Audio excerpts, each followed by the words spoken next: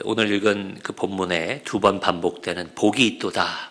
한 해를 마무리하고 또 새해를 맞이해야 되는 이때에 이 단어, 이 표현만으로 너무 좋죠. 복이 있다.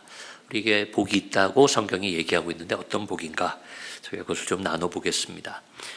시편 32편도 그 시편에는 다윗의 시가 많잖아요. 이 역시 다윗이 지은 시로 전해지고 있습니다. 여러분 성경에도 그렇게 표시가 돼 있을 것 같은데요. 마스길이라는 표현이 있을 거예요. 그 시편 32편 옆에 다윗의 마스길, 제 성경은 그렇게 돼 있습니다. 이 마스길이라는 말의 뜻은 교훈시라는 뜻이래요. 교훈시. 시라는 말을 여러분 아시니까 시편에 다 이제 시잖아요. 앞에 교훈이 붙어서 교훈을 주는 시다 이런 의미인데 다윗이 실제로 후대 사람들에게 교훈을 주기 위해서 이런 시를 지었다 이렇게 보기보다는 다윗이 여러 시를 남겼는데 후대의 그 시를 어떤 시는 성전에 올라갈 때 그 노래를 부르기도 했고 어떤 경우는 다윗의 감사시로 감사할 일이 있을 때 그 다윗의 시편을 읽었겠죠. 마찬가지로 이 시편에 다윗이 지은 시 중에 이 시는 우리에게 참 좋은 교훈을 준다. 그래서 분류하기를 마스길이다 이렇게 분류해 놓은 것이 아닌가. 우리가 이렇게 생각하는 게 좀 옳지 않을까 싶어요. 그래서 이 시를 읽을 때는 32편을 읽을 때는 특별히 다른 시들도 성경의 모든 내용이 오늘을 살아가는 우리들에게 교훈이 되는 것 우리가 믿지만 특별히 이 안의 내용들을 교훈 삼아야 될 줄로 압니다. 자, 근데 어떤 교훈이 있는가? 그 내용이 거의 1절, 2절에 다 들어있어요. 아주 긴 시는 아닙니다. 32편은. 그러나 그 가운데서도 1절, 2절에 이 교훈의 내용이 거의 다 담겨 있다고 해도 과언이 아닙니다. 첫 번째는 우리의 죄가 용서되었다는 교훈이에요. 왜 이게 교훈이 되냐면 우리의 죄를 누가 용서하나 하면 우리는 예수 그리스도를 통해서 신약시대에 죄의 용서를 많이 얘기했지만 그러나 구약에도 여호와 하나님이 우리의 죄를 용서하신다는 선언들이 있는데 그 중에 하나가 이 내용이라는 겁니다. 그래서 교훈, 우리의 죄는 하나님이 용서하신다. 이게 첫 번째, 이 32편의 첫 번째 교훈이고요. 두 번째는 그 죄를 용서받은 사람들은, 우리가 용서받은 이들은 여기 나와 있는 것처럼 복이 있는 사람이다. 이런 교훈이 있는 거예요. 인생에 많은 복을 얘기합니다. 우리 동양에서도 한국에서도 오복 이런 얘기도 하고요. 뭐가 복이다, 뭐가 복이다. 세월이 가면서 또 복이 또 달라지는 것도 같아요. 그게 복의 개념이 세상에서도 생각이 달라지죠. 나라마다, 문화마다, 시대별로 그 복이 달라질 겁니다. 근데 성경이 말하는 복은요, 성경에서 하나님 말씀하시는 모든 복은 영원한 복이에요. 시대가 바뀌어도, 문화가 달라져도, 내 처지가 바뀌어도 이거는 변함없는 복이다. 그게 성경이 말하는 복인데요. 그 복이 바로 죄를 용서받은 자들이 누리는 복이라는 거예요. 그래서 제가 다시 읽어드리면 어떻게 되어 있나요? 자신의 죄가 가려진 자, 허물의 사함을 받은 자는 복이 있도다. 용서받은 자는 복이 있다는 거예요. 두 번째로 마음에 간사함이 없고 여호와께 정죄를 당하지 아니하는 자는 두 번째 여호와께 정죄를 당하지 아니한다. 용서받았다는 똑같은 의미죠. 그리고 마음에 간사함이 없다는 것, 여러분 간사함이 없다는 것도 여러 가지로 얘기할 수 있어요. 그런데 죄의 용서와 관련해서 얘기하고 이 시편 32편 전체의 내용을 볼 때 이때 간사함이 없다는 것은 하나님 앞에 죄가 있음에도 죄가 없는 척 살아가는 간사함을 얘기하는 거예요. 근데 솔직하게 죄를 고백하고 회개하고 다 털어놓으면 여러분 어떻게 돼요? 편안해지고 정직해지고 간사함이 없는 상태가 되는 겁니다. 죄를 회개하고 돌이키는 자에게는 복이 있다. 이렇게 해석하시는 것이 이 구절에 대한 올바른 해석입니다. 여러분 그런 우리에게 있는 이러한 복을 이야기하기 위해서는 우리 예수 믿는 사람들, 여러분과 제가 기독교인이라고 얘기하잖아요. 그래서 우리 기독교인들의 핵심 교리라고 할 수 있는 거기에 대해서 우리가 먼저 좀 한번 확인하고 이 이야기를 나눠야 될 것 같아요. 여러분 기독교의 핵심 교리, 저도 이제 조직신학자이기도 하니까 교리에 대한 여러 어려운 책들도 많이 보고요. 아무리 짧게 쓴 책이라고 해도 각 교단별 교리서를 보면 길게 돼 있고 작은 글씨로 여러 가지 이야기가 있어요. 성경이 말하는 가장 핵심되는 교리라고 한다면 우리가 이것만은 기독교인들이 알아야 됩니다. 이것을 지키고 이것을 전해야 됩니다 하는 교리라든지 교의라든지 가르침이 있다면 저는 그거라고 생각해요. 우리가 예수 그리스도의 은혜와 하나님의 사랑으로 구원을 받았다. 천국을 가게 됐다는 거예요. 구원받고 천국 간다. 이게 가장 핵심되는 교리가 아닐까 싶어요. 그러니 교회도 다니고 신앙생활도 하고 세례도 받고 우리가 사명도 지고 살아갑니다. 그래서 천국, 구원에 대한 이야기를 하는데 이걸 조금 더 풀어서 얘기하면 신학적으로는 이런 표현을 써요. 제가 성탄절에 이런 표현들을 많이 썼는데요. 하나님과 인간의 사이가 화해되는 것이 구원이고 천국입니다. 천국은 여러분 천국은 이런 겁니다라고 너무 자세히 얘기해 주는 사람은 이단일 확률이 높아요. 천국에 대해서 자세히 아는 사람들은 이 땅에는 없습니다. 가봐야 아는 거죠. 그러나 한 가지 성경을 통해 확실한 게 하나 있다고 예전에도 말씀드렸는데요. 천국은 이거 하나는 확실합니다. 하나님과 영원히 함께하는 곳, 그곳이 천국이 된다는 거예요. 그러니까 하나님과 함께 하려면 여러분, 하나님과 사이가 좋아야 되잖아요. 우리가 인간적으로 생각하면 그걸 화해다 그러면 뭔가 서로 용서하고 친하게 지내고 이런 걸 생각하는데, 신학적으로는 우리에게 죄가 있을 때는 하나님이 용서하려고 해도 용서할 수가 없는 거예요. 하나님 그 자체가 선이신 분이기 때문에 악이 있으면 함께 할 수가 없습니다. 그러니까 천국에 들어가려면 죄가 있으면 못 가는 이유가 그거예요. 뭐 법적으로 하나님 우리 책임을 물어서가 아니라 하나님과는 함께 할 수가 없는 게 이 죄의 굴레며 죄의 문제라는 겁니다. 그렇기 때문에 앞서 말씀드린 것처럼 우리가 예수님의 은혜로 천국을 간다, 하나님과 화해를 한다 해서 가장 핵심되는 주제, 교리에서 빠질 수 없는 것이 죄의 용서가 된다는 겁니다. 이 죄가 해결되지 않으면 천국에 갈래야 갈 수도 없고 하나님과 함께 할래야 함께 할 수도 없어요.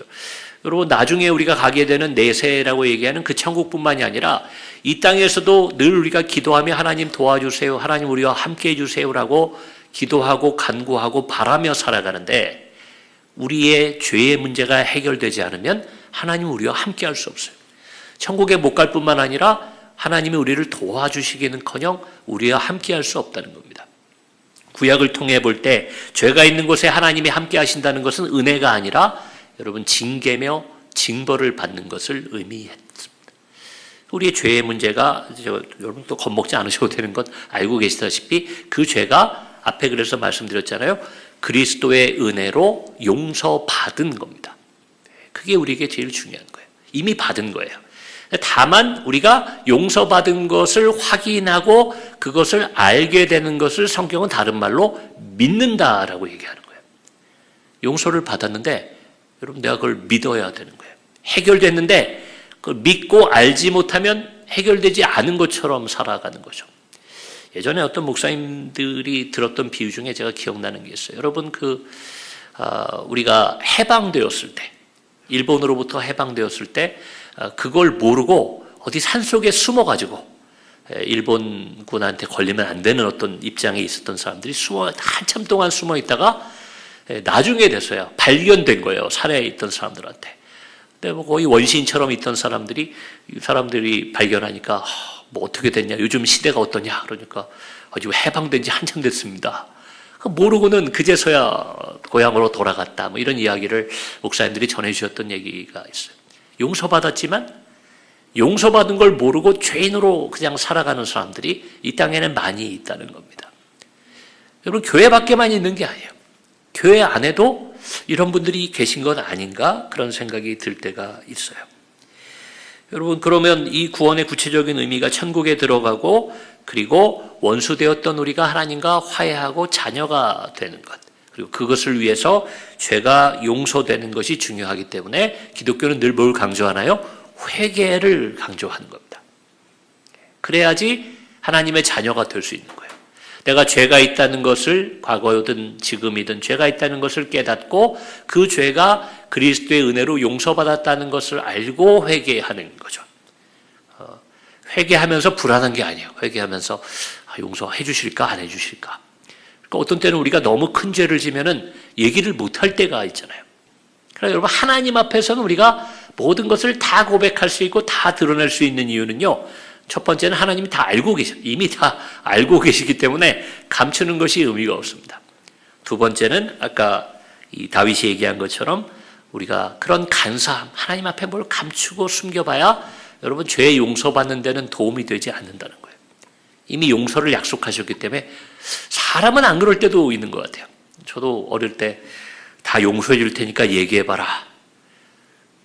그리고 얘기했다가 낭패를 본 적도 있어요.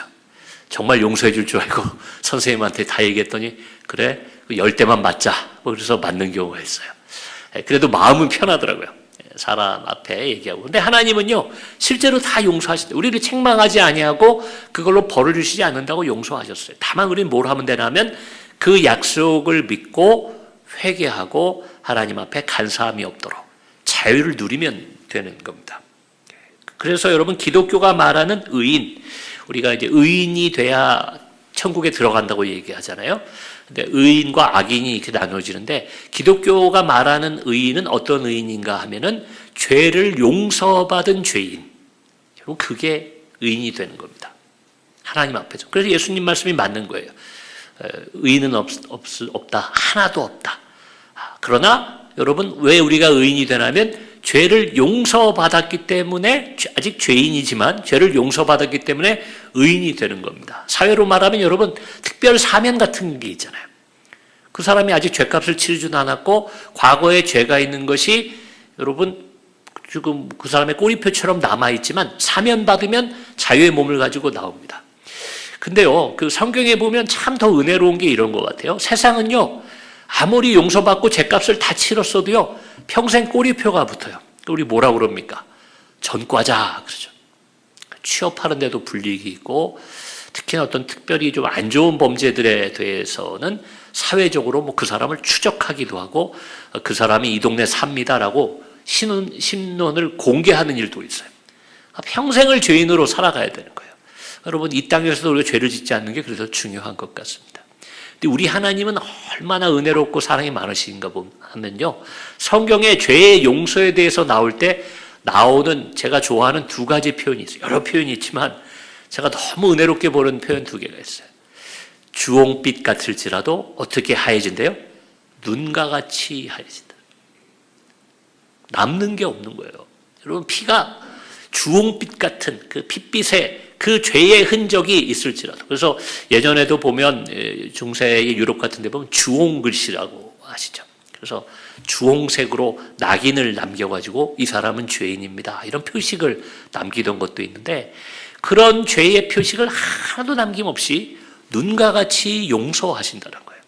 또 제가 좋아하는 표현, 하나님이 그런 분이 아니신데 기억하지 아니한다. 그래요. 우리의 죄를. 하나님은 모르는 게 없어요. 하나님은 기억 못 하시는 게 없는 분입니다.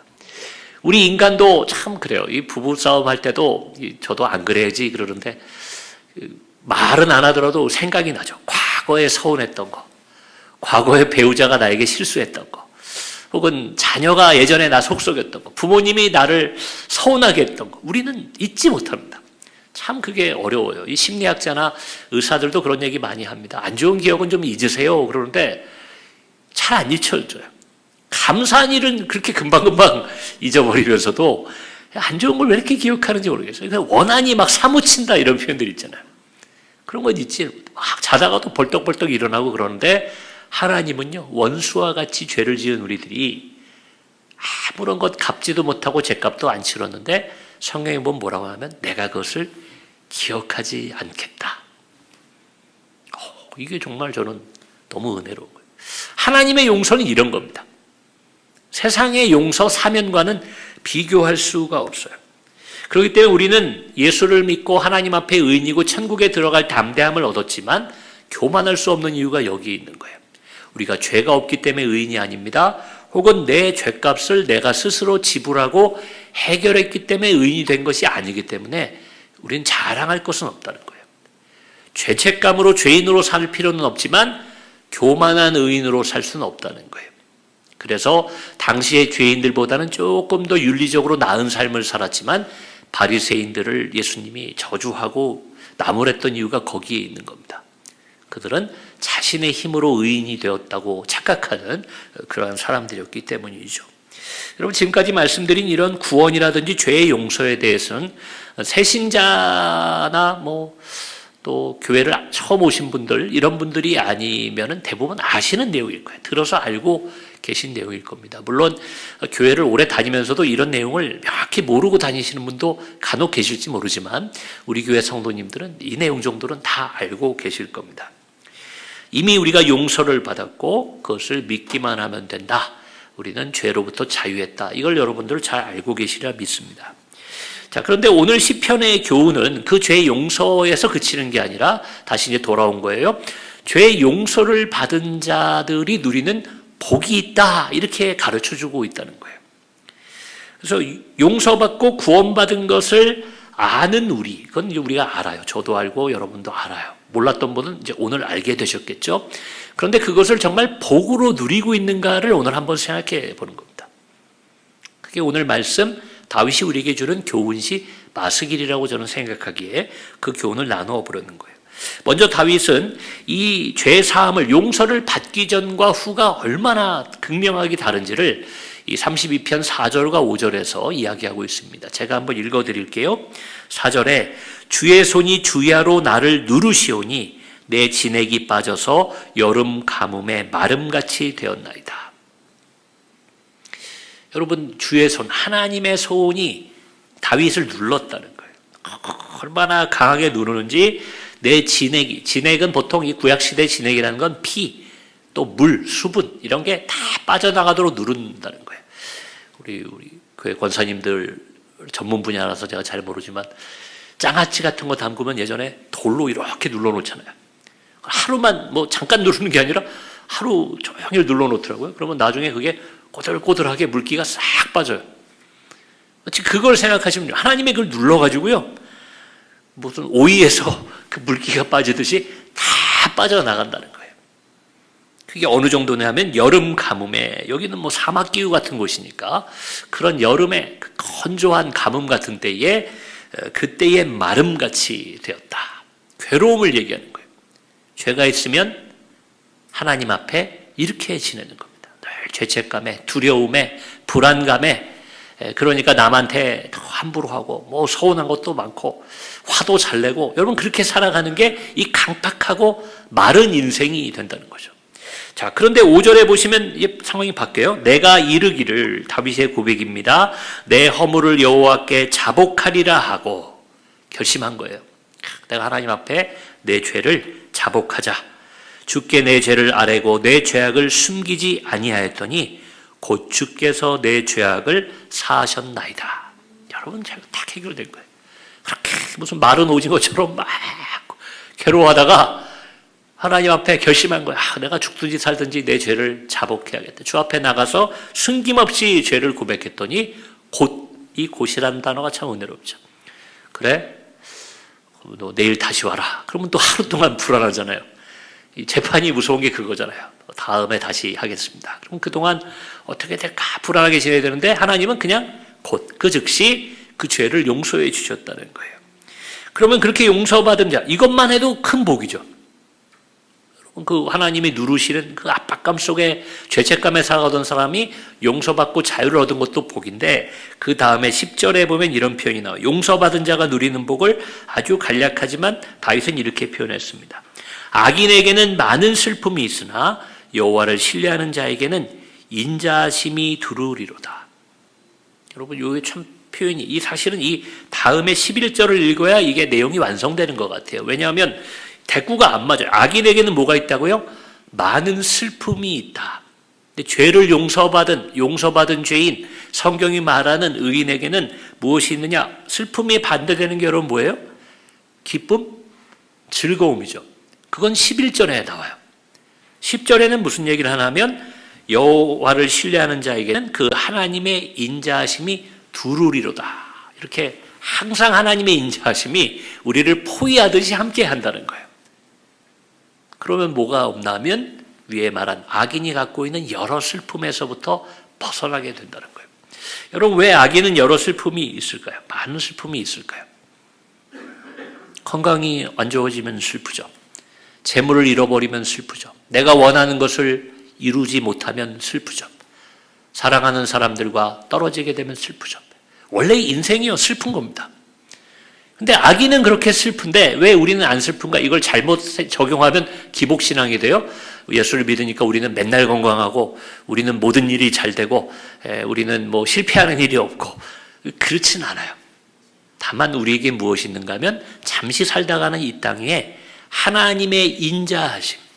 왜 인자라는 표현을 썼을까? 좋은 게 많은데 사랑도 있고 은혜도 있는데 지금 죄의 용서를 얘기하고 있잖아요. 다 용서하는 마치 손자 손녀를 용서하는 할아버지 할머니 같은. 저 가끔 억울할 때가 있습니다. 저희 어머니가 제가 애들을 나무라면 굉장히 뭐라고 하세요. 왜 애를 그렇게 애들이 그럴 수 있지 왜 야단치냐고. 제가 왜 억울할까요? 근데 저한테는 왜 그러셨어요? 제가 그 생각이 나는 거예요. 다들 그러실 거예요. 근데 할머니, 할아버지는 자녀한테는 엄격했을지 몰라도 손자, 손녀한테 어쩜 그렇게 인자한지 모르겠어요. 다 참아주고 하나님이 그러신다는 거예요. 내가 슬플 때, 어려울 때 그런 할아버지 같이 할머니 같은 사랑으로 우리와 함께하고 위로하고 잘 될 거야, 괜찮아질 거야. 그리고 소망을 주고 내가 지켜줄게 얘기하는 그 할아버지 할머니와 같은 인자하심이 우리와 함께하기 때문에 여러분 다윗의 그 유명한 시 보면 그렇잖아요. 여호와는 나의 목자하시니 그런 인자하심이 우리를 인도한다라는 거예요. 여러분 그게 우리의 복입니다. 결론적으로 다윗은 11절 끝에 이렇게 얘기합니다. 너희 의인들아. 자, 의인이라고 그러죠. 왜 의인이에요? 죄를 용서받았으니까. 너희는 이제 의인이라는 거예요. 여호와를 기뻐하며 즐거워할지어다. 마음이 정직한 너희들아 다 즐거이 외칠지어다. 여러분 이렇게 돼 있어요. 여호와를 기뻐하며 즐거워. 그 죄를 용서받았으니까 이제는 기뻐하고 즐거워할 일만 남아 있습니다. 마음이 정직하다. 여러분 정직하다라고 해서 여기서 착하게 살았다는 의미가 아니에요. 죄가 있는 것을 하나님 앞에 정직하게 다 고백한 자들. 이제 자유롭게 즐거이 외치며 살아라 이렇게 얘기하는 거예요. 여러분 이게 기독교인이 누리고 빼앗기지 아니하고 과거나 지금이나 가지고 있는 복이에요. 여러분 이 복을 누리셔야 됩니다. 내 죄가 용서받았지. 근데 기쁨이 없어요. 기독교인들은. 그리고 죄책에 사로잡히고 하나님의 낯을 피하며 또 그렇게 살아가는 기독교인들도 우리 가운데 있습니다. 정리하면 여러분 기쁨과 즐거움이 없으면 우리가 용서받아. 이거 가장 근본되는 교리라고 말씀드렸잖아요. 천국에 들어가려면 죄를 용서받아야 되고 내 죄를 회개해야 되는데 그 사람들에게는 자연히 따라오는 이 기쁨과 즐거움을 나는 못 누리고 있다. 여러분 둘 중에 하나인 거예요. 하나는 여러분 우리의 죄가 용서받았다는 걸 아예 모르는 비신자들, 하나님 믿지 않는 사람들, 그 사람들은 이 기쁨과 즐거움을 누리지 못하겠죠. 두 번째로는 배워서 목사님께 들어서 성경을 읽어서 머리로는 알고 있지만 저는 그것이 참 믿음이라고 생각합니다. 우리가 뭐 믿음이 좋다 나쁘다를 교회 열심히 나오면은 뭐 믿음이 좋다가 좀 교회 잘 안 나오면 믿음이 떨어졌다 이런 상징적인 표현도 쓰는데 정말 참 믿음이냐 아니냐는 내가 기쁘게 살아가느냐 그러지 못하느냐. 그걸 믿는 사람들, 내 죄가 용서받았고 나는 천국에 갈 것이고 여호와의 인자하심이 늘 나와 함께한다는 게 믿어지면 그것이 참 믿음이에요. 교회를 왔는데도 여전히 마음이 불안하고 걱정이 많고 여기서 말하는 악인들, 용서받지 못한 자들처럼 슬픈 일이 많은 사람들. 말을 좀 다시 좀 정정하겠습니다. 슬퍼할 만한 일은 있을 수 있지만 그 슬픔에 잡아먹히는 사람들이 있다면 그 사람들은 아직 참 믿음이 없다고도 할 수 있다는 겁니다. 여러분 오늘은 송년주일로 저희가 특별히 좀 구별해서 예배를 드립니다. 한 해를 돌아볼 때죠. 벌써 뭐 한 달 내내 저는 한 해를 돌아보고 있는 것 같아요. 한 해를 돌아보면 흔한 말 있잖아요. 많이 하는 말, 인사로도 하는 말, 다사다난했다. 일도 많았고 어려운 일, 고난도, 슬픈 일도 많았습니다. 다시 말씀드려요. 좋았던 일들은 그만 휙휙 지나가는 것 같은데 안 좋았던 일들은 기억에도 남지만 오늘을 살아가는 우리들에게도 좀 안 좋은 영향을 계속 미치고 있는 것 같은 때가 많습니다. 그와 관련해서 여러분 잘 아시는 구절을 제가 끝으로 하나 읽어드리려고 그래요. 하박국 3장 17절에서 18절 잘 아시지만 우리 송년주일 제가 이걸 본문으로 할까 이 시편을 할까 고민 좀 했는데 이건 너무 잘 아시니까 제가 그냥 읽어드리려고 뺐어요. 하박국 3장 17절에서 18절 비록 무화과 나무가 무성하지 못하며 포도나무에 열매가 없으며 감람나무에 소출이 없으며 밭에 먹을 것이 없으며 우리의 양이 없으며 외양간에 소가 없을지라도 나는 여호와로 말미암아 즐거워하며 나의 구원의 하나님으로 말미암아 기뻐하리로다. 아멘. 다 없다고 그러잖아요. 다 없어요. 그래도 우리 성도님들은 제가 개인사를 좀 알지만 이 정도는 아닌 것 같아요. 그렇죠? 뭐 잃어버린 것도 있고 좀 부족했던 것도 우리 한 해 동안 있지만 이 정도로 아무것도 없을 정도로 다 빼앗긴 한 해는 아니었다고 생각합니다. 자, 그런데 이 하박국 선지자는 이런 상황에서 얘기하죠. 여호와로 말미암아 즐거워하며 나의 구원의 하나님으로 말미암아 기뻐하리로다. 다윗이 지금 얘기한 즐거움과 기쁨이 똑같이 들어있어요. 그리고 구원의 하나님으로 말미암아 하나님이 나를 구원해 주신 것 그거 하나로 모든 게 없어도 기뻐하고 즐거워한다라고 선언하는 것이 이 하박국의 주제입니다. 여러분, 구원의 하나님이 뭐라고요? 우리가 구원받았다는 것, 죄가 해결됐고 죄가 용서받았다는 거예요. 한 해를 돌아보면 여러분 자책하지 않으셨으면 좋겠어요. 내가 잘못해서 우리 자녀에게 내가 안 좋은 영향을 줬나. 물론 그러고 생각나서 사과하고 돌이키고 우리가 보완하는 것 좋죠. 아무리 소를 잃어버렸어도 외양간 고쳐야죠. 그러나 그 책임감으로 괴로워하는 것은 이 기쁨과 즐거움을 누리는 삶이 아니에요. 내 일이 좀 실패했을 수 있습니다. 잘못된 판단으로 좀 손실을 봤을 수 있어요.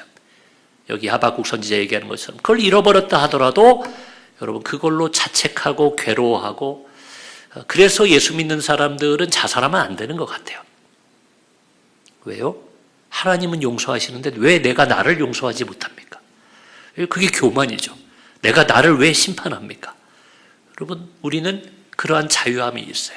잘못했든지 실수했든지 인간의 노력은 할 대로 하되 여러분 자유하십시오. 흘려보내고 우리는 새로운 소망 하나님의 인도하에 새해를 시작하는 우리가 되었으면 좋겠습니다. 그래서 이것을 나의 문제도 그렇게 하세요. 내가 잘못했던 것, 실수했던 것, 속상했던 것 하나님이 용서하셨으니까 다 털어버리시고 우리가 한 발 더 나가면 좋잖아요. 우리 가족을 용서하면 좋겠어요. 나를 속상하게 했고 나에게 좀 피해를 줬고 하는 우리 가족들, 친척들 용서하시고 뭐 두말할 것 없이 우리 주님 안에 한 가족인 우리 교우들도 여러분 그 구약 시대부터 희년이라는 게 있잖아요. 한 해가 마무리될 때는 여러분 가톨릭에서도 이런 메시지 많이 선포하고 여러분 예수 안 믿는 사람도 세상에서 저한테 어디 이렇게 가게 같은 데서도 연말되면 병원이나 무슨 식당 같은 데서 문자 오잖아요. 한 해 동안 감사했습니다. 근데 거기 보면 세상 사람도 그 얘기를 해요.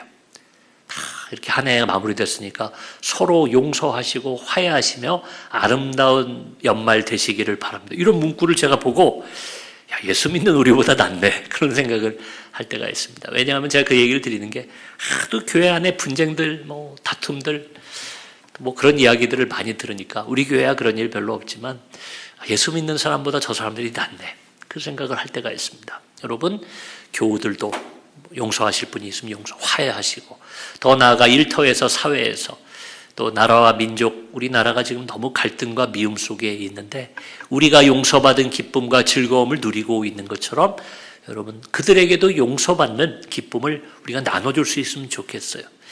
내가 용서받는 기쁨도 좋지만 남을 용서했을 때의 기쁨을 우리가 맛봐야지 하나님의 사병자요 예수님의 제자라고 저는 생각합니다. 우리에겐 그러한 사명이 있다고 생각합니다. 먼저는 이 연말 여러분 한 해를 돌아보며 어떤 고민과 어떤 후회가 있고 또 미래를 내다보며 내년을 보며 어떤 불안과 걱정 속에 있다 하더라도 그 인자하심으로 우리를 두르고 계신 그 하나님의 사랑과 그리스도의 은혜를 의지하시며 용서받은 자가 누리는 기쁨과 즐거움을 먼저 누리시고 또 그것을 가족과 이웃과 우리 교우들에게 나누며 살아가시는 저 여러분의 복된 연말이 되면 좋겠습니다.